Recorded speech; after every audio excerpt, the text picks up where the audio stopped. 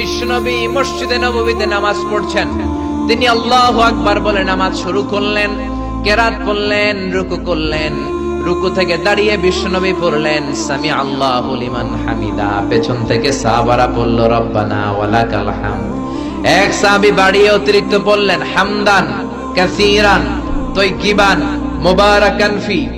ফিসফিসি আওয়াজে পড়ার কারণে বিশ্বনবীর কানে এটা চলে এসেছে।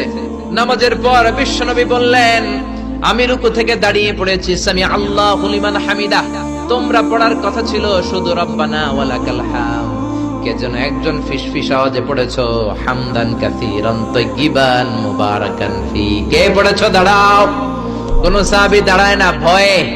বিশ্বনবী অভয় দিয়ে বললেন, কিছু বলবো না। কে পড়েছো? দাঁড়াও।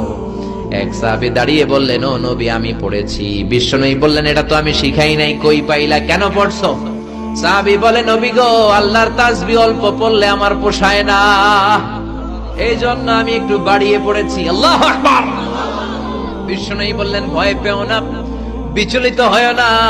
নামাজরত অবস্থায় আমি দেখেছি বিদআউ ওয়া সালাসুনা মালায়েকা, 30 জনেরও বেশি ফেরেশতা তোমার এই অতিরিক্ত তাসবিহর সওয়াবটা কে লিখে লিখে আল্লাহর দরবারে পৌঁছে দিতে পারে। তারা আকাশের মধ্যে কে আগে নিয়ে যেতে পারে প্রতিযোগিতা করছিল।